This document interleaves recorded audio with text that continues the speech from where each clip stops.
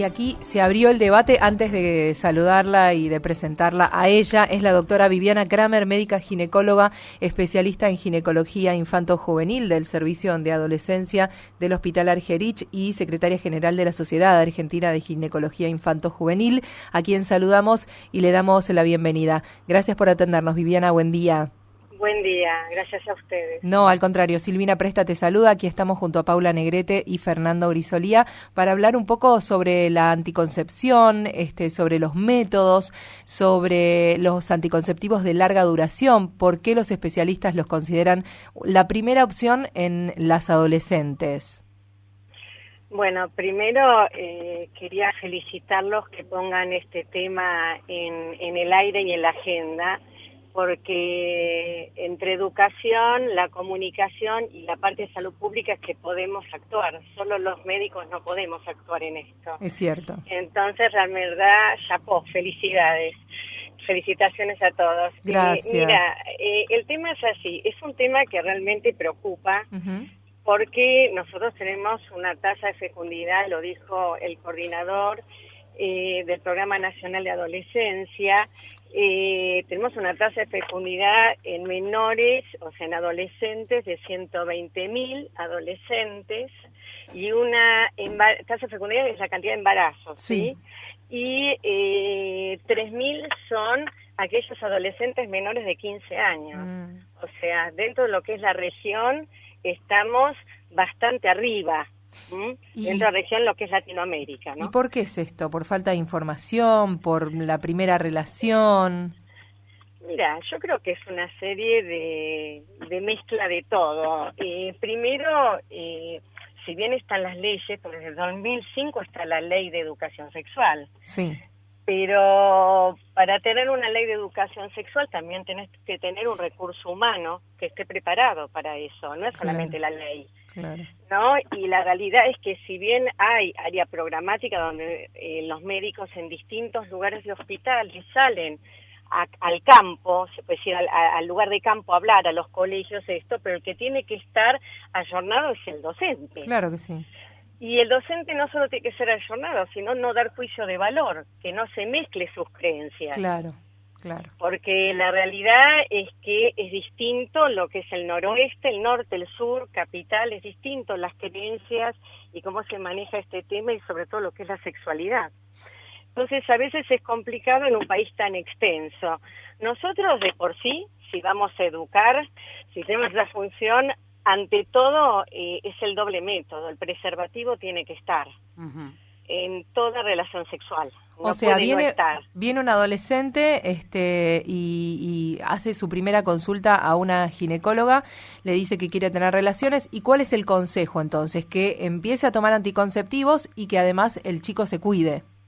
En general nosotros usamos, y tiene que ser así, es el doble método. Uno tiene que ver con las infecciones de transmisión sexual, las que son conocidas y las que pasan latente y uno se da cuenta que la tuvo cuando va a buscar capaz un embarazo. Claro. Como por ejemplo las clamidias, o sea, eso uno no se da cuenta hasta que de repente busca un embarazo y se da cuenta que hay un tema desde lo ginecológico que no permite el embarazo fisiológico. Uh-huh. Por el otro lado está que si ese método en ese momento en alguna relación sexual no funcionó, se rompió, estuvo mal puesto el preservativo, tenemos la segunda barrera que sería el método anticonceptivo y en general uno tiene el hormonal y el no hormonal, ¿no? Dentro de los hormonales tenemos los inyectables trimestrales, inyectables mensuales, las pastillas anticonceptivas orales, que son mensuales, y también tenemos ahora el implante, que es el que en la jerga le dicen el chip. Uh-huh. Las chicas vienen al hospital a pedir el chip. Y después tenemos dentro de lo que no es hormonal, el dispositivo intrauterino. El DIU. Sí. Ajá. ¿Todos estos se pueden utilizar desde cualquier edad o hay algunos que son más recomendados para las adolescentes y otros quizás para edades más grandes o después de haber sido mamás? No. No. Hasta el DIU, todos se pueden usar en la adolescencia, no hay ningún tipo de complicación distinto más que ser adolescente, ¿no? Lo que es lo conductual sexual. Sí. Y lo que sí, un dispositivo intrauterino, la paciente tiene que tener, ya haber tenido relaciones sexuales, porque no va a debutar con un espéculo y con una colocación de un DIU. Claro, no, por supuesto, no. No, porque es importante. Sí, eso, obvio, claro. Sí.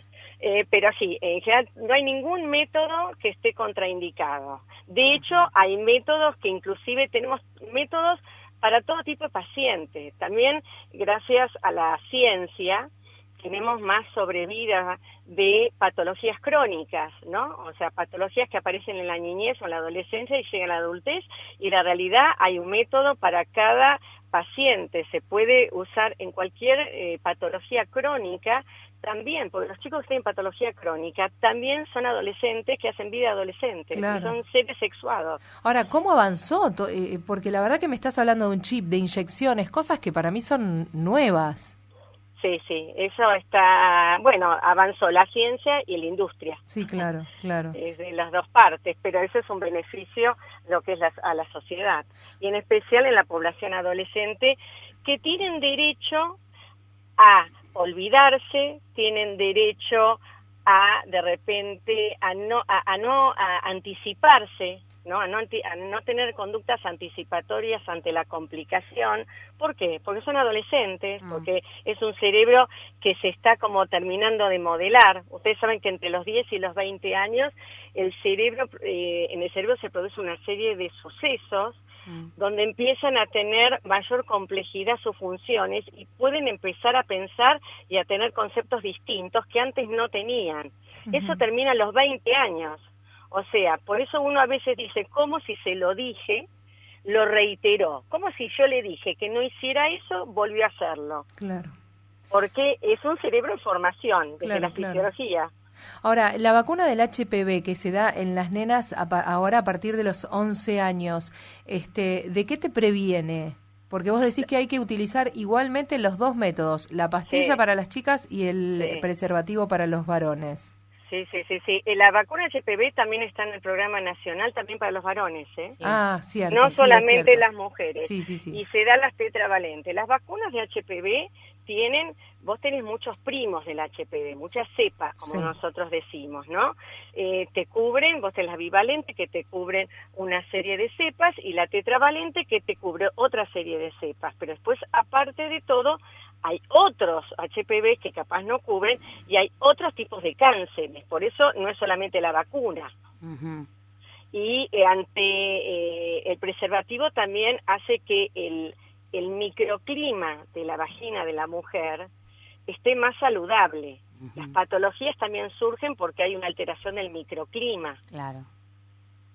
Y si el inicio de relaciones sexuales actualmente es tempranete, como uno le diría, y la realidad es que por los cambios de paradigmas actuales, los chicos forman parejas estables cuando ya son adultos tipo como tardíos, ¿no? A los 30, 28, 30, imagínate la cantidad de relaciones sexuales, compañeros sexuales que pueden tener sin un cuidado. Esto, la verdad, es en pos de una patología futuro. Claro. Sí. Claro, es fundamental entonces que se vacune tanto la mujer como el hombre. Sí. Ahora, entonces hay dos vacunas, porque vos hablaste de cepas diferentes. De varias cepas, sí. En la primera parte del Plan Nacional de Vacunación estaba, el gobierno compraba la bivalente, que tenía que ver con una cepa donde capaz no actuaba en las verruguitas que suceden en la zona anogenital. Actualmente el gobierno compra la tetravalente, que son las que cubren también las verrugas. Por eso también empezaron a vacunar a los varones. Claro, está bien. Bueno. Ahora, cuando hablamos de adolescencia temprana, ¿a qué edad los chicos comienzan a tener relaciones? Mira, hay distintos estudios, pero lo que es la estadística, 15 años. Pero yo estoy en un hospital público y nosotros en general tenemos chicas de 13, 14 años que inician relaciones sexuales no necesariamente bajo coerción. Bien. Ahora, viste que a veces en algunos chicos se da el tema del desarrollo temprano o antes de tiempo, digamos. Esto se da por una cuestión hormonal. A mi hija le tuvieron que hacer un estudio porque de repente le salió el tapón, Botón mamario. el botón, no me salía, el botón mamario a los 7 años, cosa que no era normal, más que nada porque yo me indispuse tarde, somos altos, la endocrinóloga me decía que no es lo esperable, entonces le hicieron un estudio y aparentemente se despertó todo esto por una crema que usó Mía, que tenía hormonas. Claro, por la eterna juventud.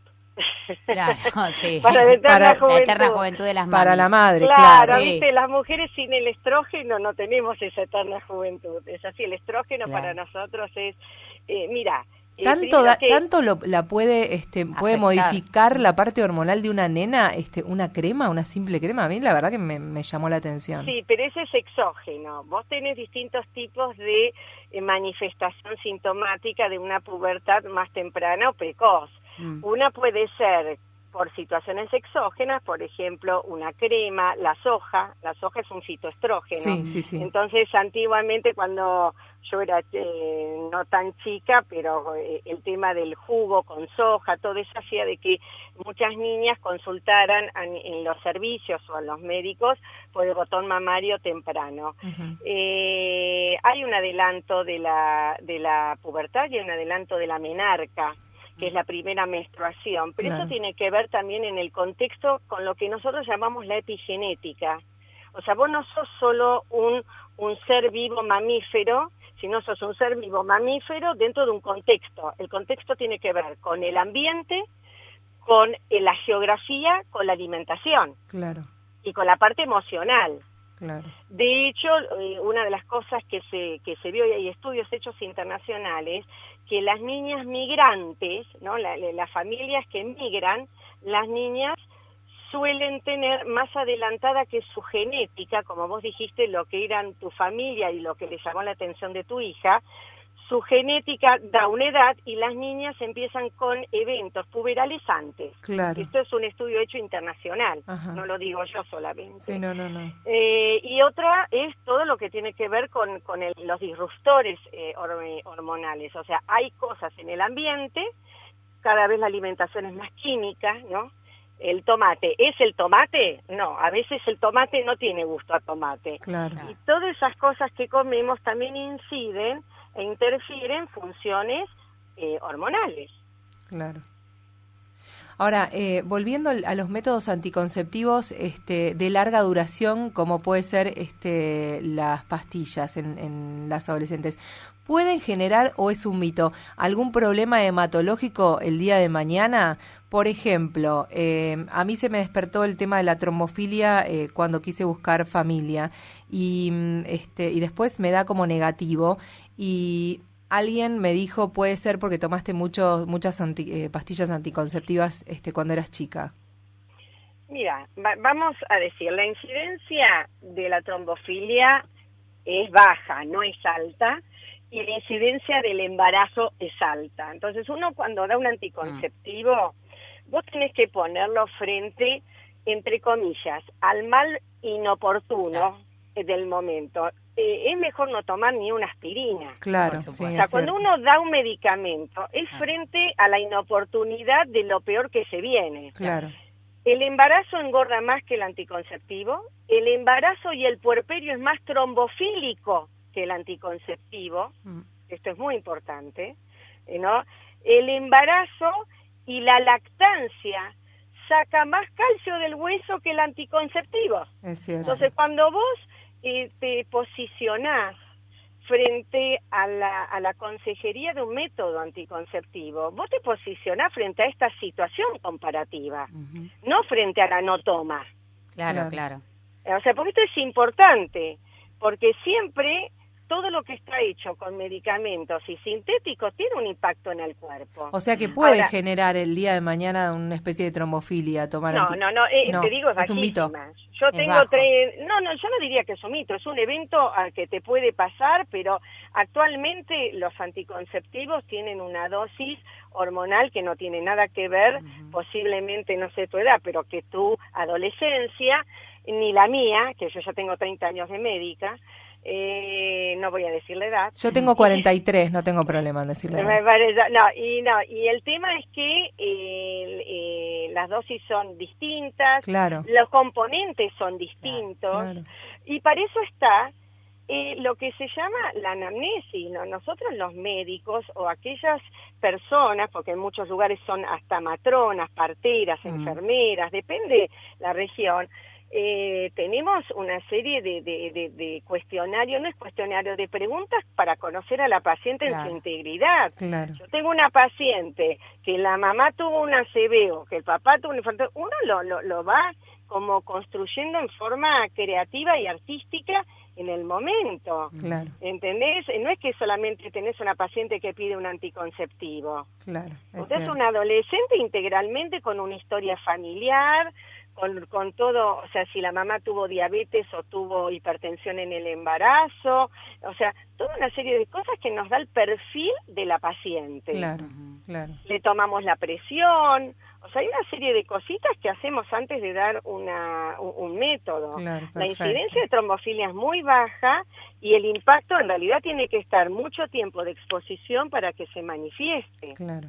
¿Entendés? Sí. Y hasta las pacientes que tienen trombofilia tienen un método anticonceptivo. Sí, claro. O sea, hoy por hoy no existe que no haya un método tenemos las trasplantadas renales, las trasplantadas hepáticas, o sea, tenemos realmente una batería muy importante. Sí. Bueno, ¿y cuál es el consejo? Que vayan al ginecólogo, a las chicas que por ahí están escuchando, o a las mamás de adolescentes, que les hablen, que les digan que antes de tener su primera relación que consulten con un ginecólogo. ¿Qué te parece? ¿Cuál es el consejo? Mira, yo te digo algo. Primero que hay médicos, pediatras o generalistas o de familia que se especializan en adolescencia y que tienen la capacidad también de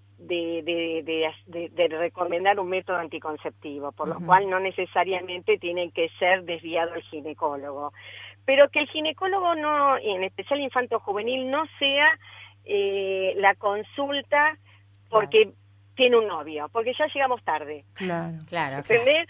O sea, yo creo que hay que tener una consulta previamente para ver cómo está, enseñarle a revisar las mamas, el autoexamen de la mama, contarle que capaz después de cierta edad va a tener que empezar a hacerse su papá Nicolau, porque es para la prevención del cáncer de cuello, aparte de la vacuna, es un trípode. Y un poco tener como empatía y generar un vínculo. Genial, claro. ¿Entendés? Porque los chicos no les cuentan a los padres que estoy por tener relaciones. No, es cierto. Entonces, si ya tiene el teléfono, ya tiene el lugar, ya tiene el espacio, ya conoce al profesional, va solo. Y por la ley, por el nuevo Código Civil, los adolescentes se pueden atender en un servicio de adolescencia sin un adulto a partir de los 13 años. Perfecto. Buenísimo. Claro. Sí, pueden venir a pedir un método, porque tienen derecho. Desde el 2002 que está que se inaugura el Programa Nacional de Salud Sexual Reproductiva, en todo el territorio nacional, todos tenemos derecho a un método. ¿Cuántas cosas quizás en torno a este tema que se desconocen o hay cierta falta de información en la sociedad, quizás porque son temas que no sé bien por qué será, pero a lo mejor no sé si todos sabíamos esto. Mira, yo creo que... Y hay muchas herramientas para prevenir todo, no solamente el embarazo, sino como vos decís, y no solo haciendo foco en el adolescente, porque si bien son los que, digamos, necesitan quizás una orientación temprana, hay mucha gente mucho más grande de la adolescencia que no se cuida, quiero decir, de las enfermedades, ¿no? Ya no estoy hablando del embarazo, porque una persona de 30 años, si quiere quedar o no quiere quedar embarazada en una relación sexual, sabe cómo tiene que hacer para cuidarse.